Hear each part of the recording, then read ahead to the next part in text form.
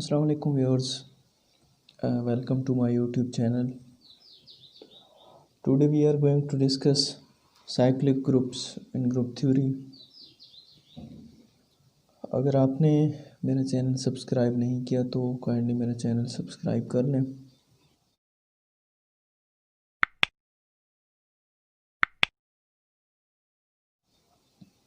Start करते हैं हम साइक्लिक ग्रुप से। सबसे पहले हम इसकी डेफिनेशन देखेंगे और इसकी डेफिनेशन क्या है। A group G is called cyclic if there is an element a in G such that G is equal to an such that n belong to Z where Z is set of integer। थोड़ा सा हम इसे explain करते हैं कि सबसे पहले हमने कोई ग्रुप जी लिया है और उसको हम साइक्लिक तभी कहेंगे जब उसके अंदर कोई एक एलिमेंट ए ऐसा एग्जिस्ट करता हो जो कि सारे ग्रुप को जनरेट करे। सिंपल वर्डिंग में हम इसे ऐसे एक्सप्लेन कर सकते हैं कि एक ऐसा ग्रुप जो किसी एक ही एलिमेंट से जनरेट हुआ हो या एक से ज़्यादा एलिमेंट से भी हो सकते हैं, लेकिन एटलीस्ट वन एलिमेंट ऐसा होना चाहिए जो वो उस पूरे ग्रुप को जनरेट करे, तो वो वाला ग्रुप कौन सा ग्रुप होता है? साइक्लिक ग्रुप होता है। और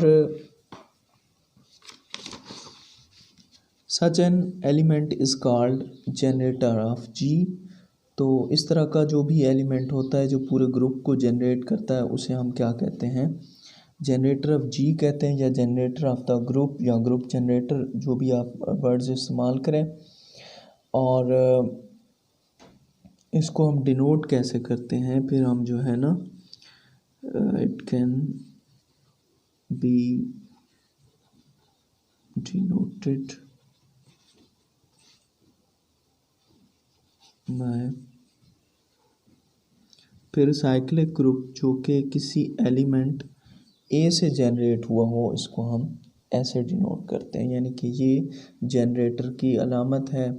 और अगर जी इसके इक्वल है तो इसका मतलब है ये तो जी क्या है? हमारे पास साइक्लिक ग्रुप है। अब इसमें हम एक एग्जांपल लेंगे तभी हमें ये क्लियर होगा। एग्जाम्पल हम ले रहे हैं एक सेट ऑफ इंटीजर्स की अंडर ऑर्डिनरी एडिशन। ठीक है, example set of integers under ordinary addition. तो हम ये देख सकते हैं कि हमारे पास इसके दो जनरेटर हैं। There are two generators only. और वो कौन कौन से होंगे? सबसे पहले हम जी को लिख लेते हैं। ये होता है 0 +-1 +-2 +-3 +-4 अप टू सो ऑन। और इसके जो जनरेटर्स हैं वो कौन से हैं? 1 एंड -1। 1 और -1 इसके क्या हैं? जनरेटर्स हैं। तो यानी कि जितने भी पॉजिटिव बने हैं वो 1 से बने हैं, यानी कि 1 को 1 में ऐड करें तो 2 बनेगा, 1 को 2 में ऐड करें फिर 3 में, या 1 को 3 टाइम्स ऐड करें 3 बनेगा, 1 को 4 टाइम ऐड करें 4 बनेगा। सिमिलरली -1 से भी है। ये जितने भी -1 वाले हैं ये सारे किससे बने हैं? -1 से बने। और ये आपने याद रखना है कि ये हम एडिशन को देख रहे थे। तो 1 और -1 जो है ये जनरेटर्स हैं सेट ऑफ इंटीजर्स के अंडर ऑर्डिनरी एडिशन। तो सेट ऑफ इंटीजर जो है वो हमारे पास क्या है? साइक्लिक है। इसकी एक और एग्जांपल हम देखते हैं। Set of integers under modulo n। दूसरी एग्जांपल, सेट ऑफ इंटीजर्स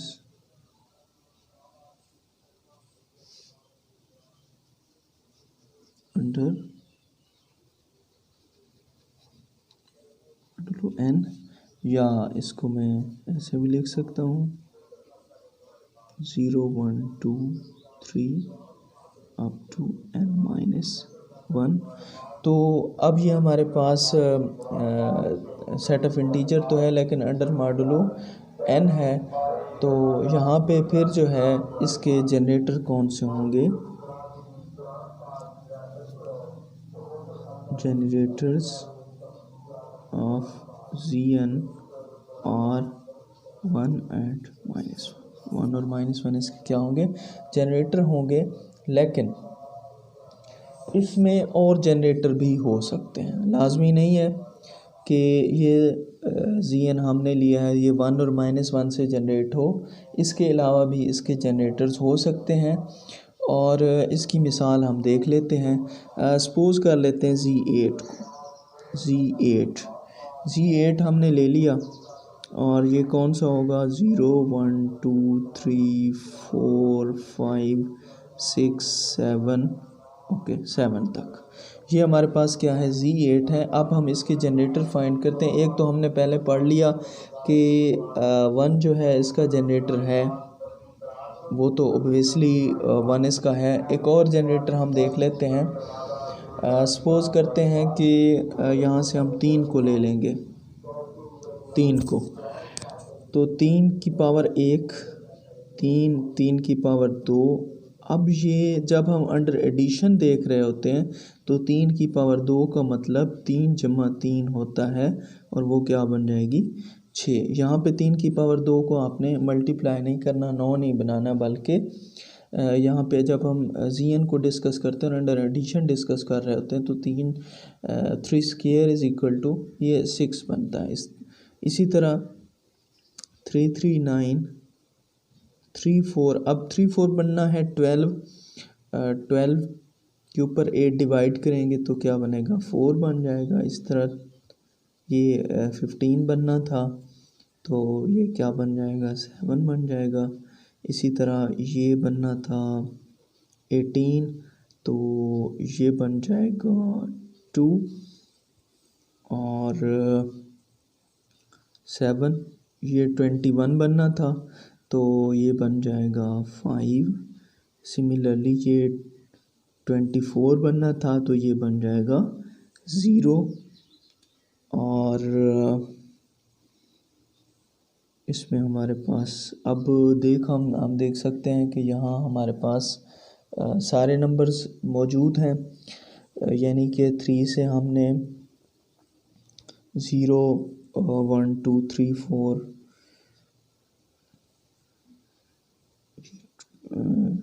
फिर 3 आएगा।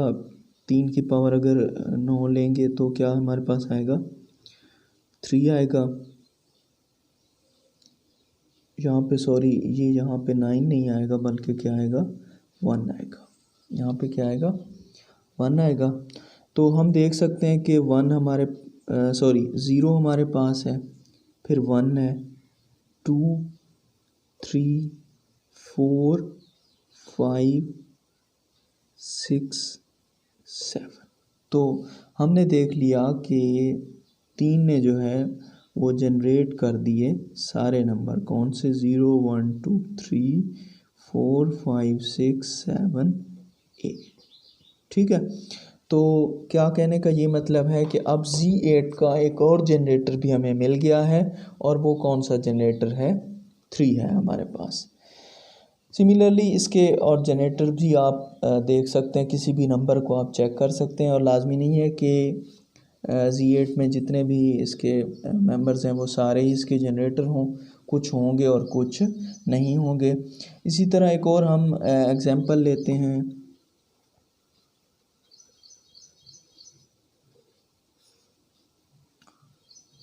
U10 की, और U10 में कौन से मेंबर होंगे ये पहले लेक्चर्स में बता चुका हूँ कि इसमें रिलेटिवली प्राइम नंबर्स होंगे सारे।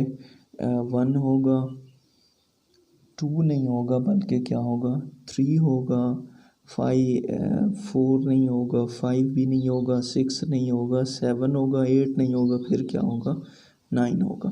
तो ये U10 जो है वो बराबर है 1 3 7 9 के। तो यहाँ से भी आप देख सकते हैं कि इसका जनरेटर हम चेक करते हैं, 1 तो होगा ही होगा। 3 को चेक करते हैं तो 3 की पावर 1 3 के बराबर है और 2 किसके बराबर है 9 के, 3 किसके बराबर होती है 27 के। और जब चूँकि 10 के मॉडुलो 10 के अंडर है तो ये होगा 7 होगा आंसर। और देखें ये अब जो है ना अंडर हम मल्टीप्लिकेशन देख रहे हैं, इसे अंडर मल्टीप्लिकेशन देख रहे हैं। अच्छा, इसी तरह 3 की पावर 4 जो है वो 81 बनती है और वहाँ पे क्या बन जाएगा 10 को जब 81 पे डिवाइड करेंगे तो हमारे पास क्या बनेगा 1 नहीं बाकी बचना है। तो यहाँ से हम देख लिया कि 3 is a generator off U10। इसी तरह इसका कोई और जनरेटर भी देख लेते हैं। फ़र्ज़ करें हमारे पास क्या है, चेक कर लेते हैं कि क्या 7 इसका जनरेटर है या नहीं है। तो ये इसके बराबर है, ये हमारे पास 49 बनता है तो ये 9 आएगा। और 7 की पावर 3, हाँ जी, ये किसके बराबर होती है, ज़रा इसे चेक कर लेते हैं।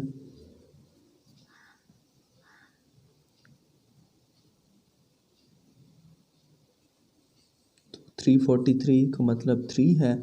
और इसी तरह 7 की पावर 4 इसे दोबारा चेक कर लेते हैं। तो देखें यहाँ से हमें पता चल जाएगा कि किसके बराबर होगी 1 के। तो इसका मतलब है कि 7 भी क्या है, 7 इज़ अ जनरेटर ऑफ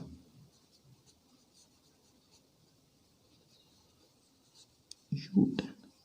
तो इसका मतलब है, कहने का ये मतलब है कि 1 और -1 के अलावा और भी जनरेटर्स हो सकते हैं, या इसे हम जनरलाइज करें तो किसी भी ग्रुप के अंदर एक से ज़्यादा जनरेटर हो सकते हैं।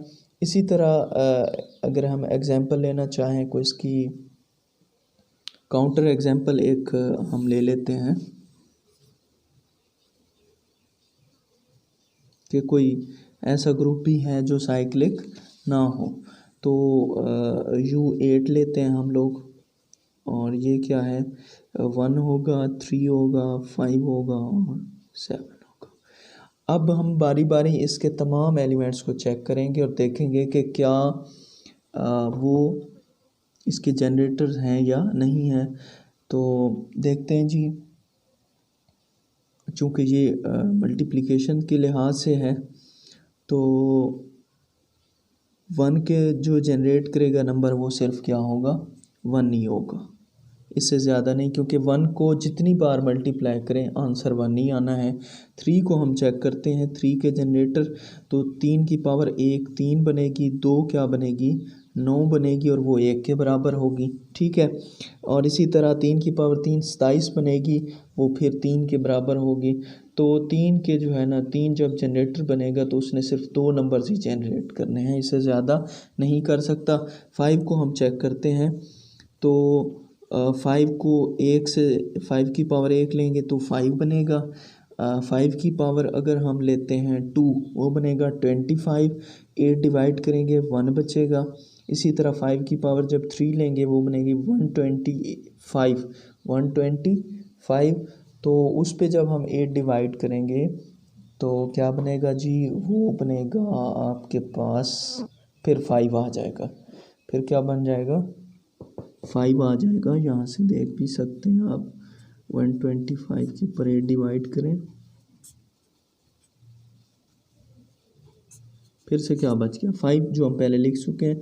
तो यानी कि 5 से भी यही 2 नंबर जनरेट होते हैं। सिमिलरली 7 को भी आप चेक कर सकते हैं, एक तो 7 होगा, एक बनता है 49 और 49 में 1 ही बचेगा, उसके बाद जो है इसका कोई जनरेटर नहीं है। तो हमारे पास U8 एक ऐसा ग्रुप है जिसका कोई जनरेटर नहीं है। तो इसका मतलब है U8 हमारे पास U8 is not a cyclic group, ये साइक्लिक ग्रुप नहीं।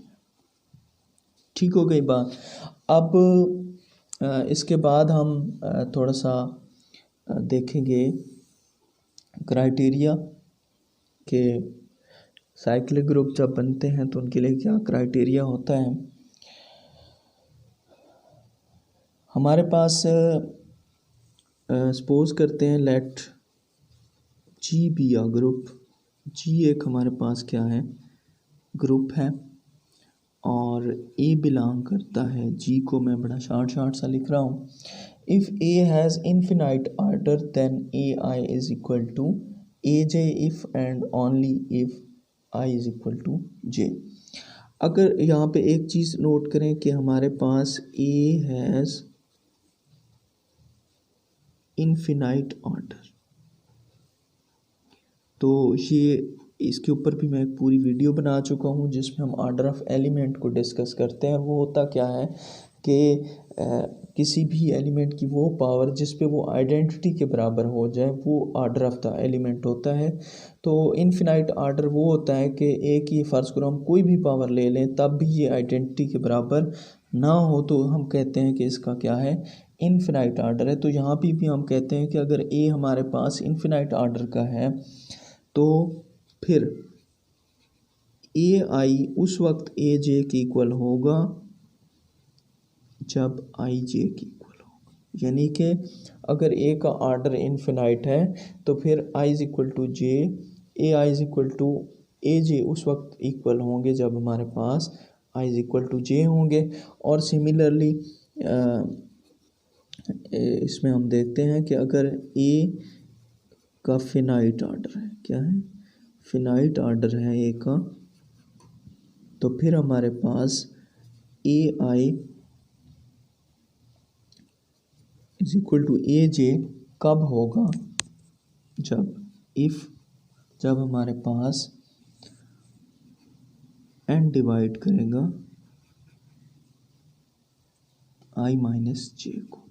ठीक है, और ये एन क्या है, देखो जहाँ पे हमने कहा कि हमारे पास जो ए है वो फिनाइट ऑर्डर का है।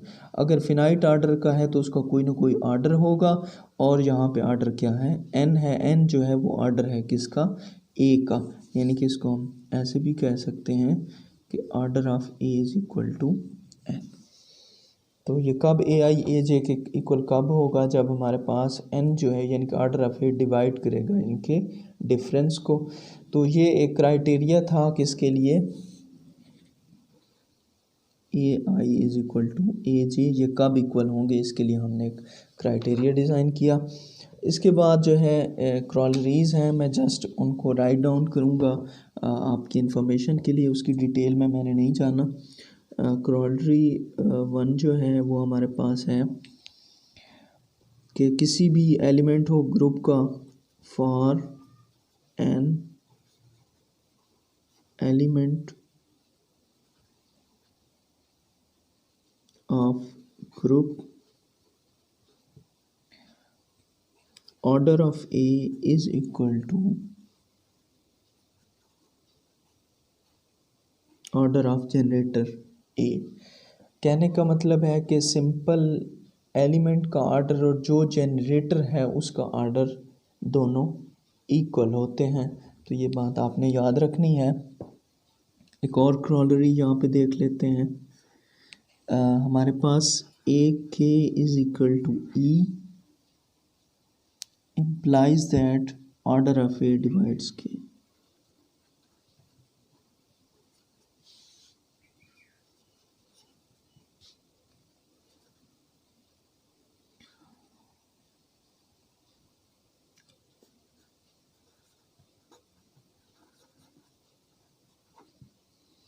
ये बड़ी सिंपल सी बात है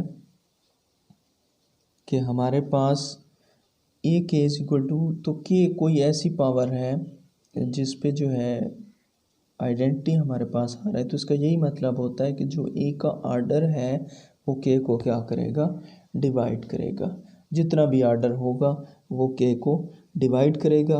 और इसके साथ साथ एक और क्रॉलरी है हमारे पास, क्रॉलरी नंबर 3, और इसमें क्या है, if A and B belongs to,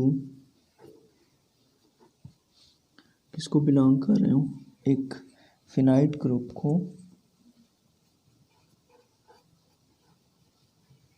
then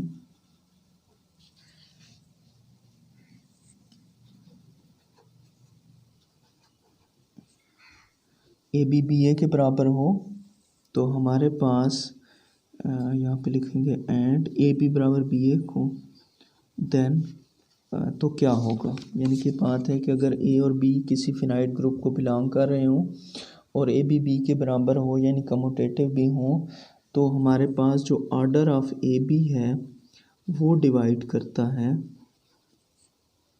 order of ए,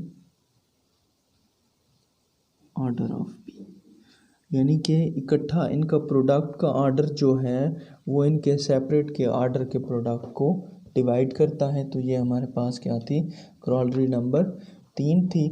अब इसके अलावा एक लास्ट में हम एक थ्योरम डिस्कस करेंगे, और ये बहुत ही इम्पोर्टेंट थ्योरम है टेस्ट के हवाले से, चाहे वो पीपीएससी का टेस्ट हो या इसके अलावा और भी जितने भी पब्लिक सर्विस कमीशन के पाकिस्तान और इंडिया में टेस्ट होते हैं, तो उनमें एक क्विकेस्ट मेथड हम लोग आज डिस्कस करने जाएंगे। इसको समझने की पूरी कोशिश कीजिएगा, और वो क्या है कि let A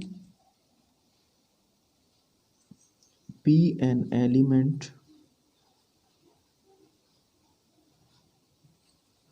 of order n in a group।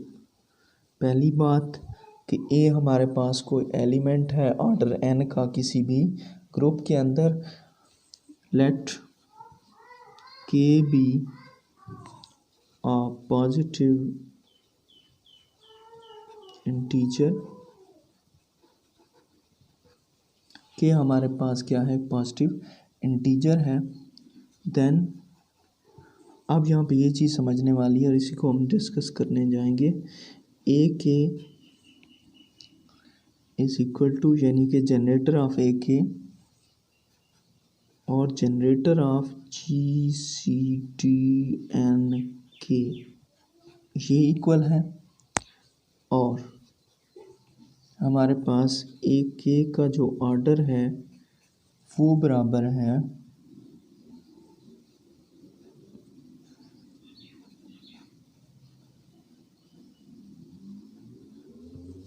देखिए ये दो बातें हमारे पास के ए के जनरेटर जो है वो इक्वल है ए और greatest common divisor of n k generator के, और सिमिलरली ए के का ऑर्डर बराबर है n over greatest common divisor of n k. तो यहाँ पे हम जो है एक एग्जांपल का सहारा लेंगे, चूँकि एग्जांपल से हमें जल्दी क्लियर होगा कि हम क्या करने वाले हैं और क्या चीज़ हम फाइंड करने वाले हैं। तो इसको हम अपने पास रखेंगे। तो यहाँ पे हम देखते हैं, फ़र्ज़ करो एक सवाल है, इसको डिस्कस करते हैं। Order of a is equal to 30 question है हमारे पास। वो कहता है कि ऑर्डर ऑफ ए जो है वो 30 है, आप फाइंड करें, एक क्वेश्चन कह लें या एक एग्जांपल कह लें, वो हमें कहता है कि आप फाइंड करें A26 और A26 का ऑर्डर भी।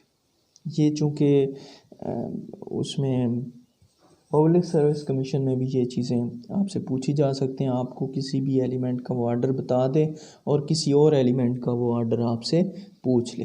बड़ा सिंपल सी चीज़ है।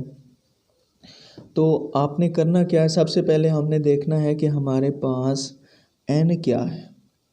n हमारे पास है 30, क्योंकि हमने पहले ही कह दिया कि a हमारे पास एक एलिमेंट है ऑर्डर n का इन अ ग्रुप, और k पॉजिटिव इंटीजर है, तो यहाँ पे k की वैल्यू क्या होगी हमारे पास, ये 26 होगी। अब सबसे पहले हम फाइंड करेंगे A26, तो इसके लिए फार्मूला क्या है, GCD, यहाँ पे होता है NK, तो मैं लिखूँगा 30 26। तो सबसे पहले मैं GCD 30 26 इसको फाइंड करने की कोशिश करूँगा। तो ग्रेटेस्ट कॉमन डिवाइज़र 30 और 26 का क्या है हमारे पास, 2 है, तो फिर मैं लिख सकता हूँ A26 is equal to A2। अब A26 का जनरेटर क्या हो गया, ए स्क्वायर हो गया, और इसको अगर हम वैसे लिखना चाहें तो क्या होगा, E एक identity, a square A4 A6 up to so on A28। ठीक है, ये हमारे पास क्या आ गया, A26 आ गया। और सिमिलरली अगर हमें कहा जाता है कि आप A26 का ऑर्डर फाइंड करें, तो वो बड़ा आसान है, हमने अभी भी फार्मूला पढ़ा है। तो क्या होगा, n की वैल्यू 30 है, और GCD n के हमने अभी फाइंड किया है वो क्या है, 2 है, तो आंसर क्या आ गया 15। मतलब A26 का ऑर्डर हमारे पास क्या है, 15 है। उम्मीद है आपको इसकी समझ आ गई होगी। एक और इसमें भी एग्जांपल हम ज़रूर देखेंगे इसी से रिलेटेड। और अगर किसी और नंबर की फ़र्ज़ करें हमें कहा जाता है कि आप A18 की फ़ाइंड करें, फ़र्ज़ करो हमें कहा जाता है कि आप फाइंड करें A18 एंड A18 का ऑर्डर, तो वो कैसे फाइंड आउट करेंगे, बड़ा ही वैसा ही सिंपल सा। हमारे पास चूँकि n हमारे पास 30 है और k हमारे पास 18 है, तो हम इसका सबसे पहले GCD निकालेंगे 13 18, तो इनका ग्रेटेस्ट कॉमन डिवाइज़र कौन सा है, वो मेरे ख़्याल में 6 है। क्या है, 6 है। तो फार्मूले में पुट करेंगे, वहाँ पे होता है A18 is equal to GCD 13 18, और ये हमारे पास क्या होगा, A6 होगा। और इसके अगर मैं एलिमेंट्स लिखना चाहूँ तो वो कौन से होंगे, इसके एलिमेंट होंगे A6 A12 A18 A24।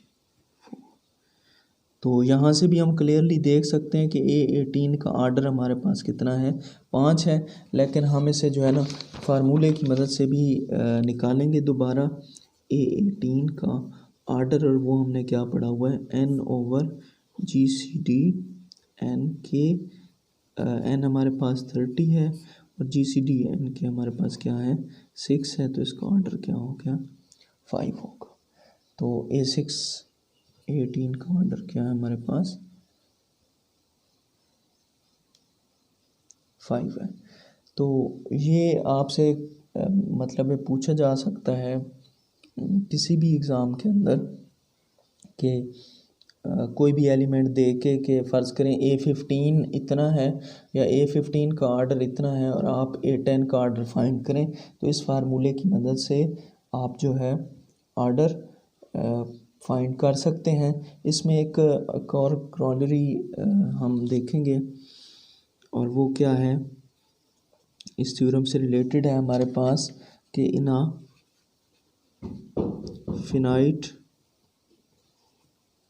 Finite cyclic group,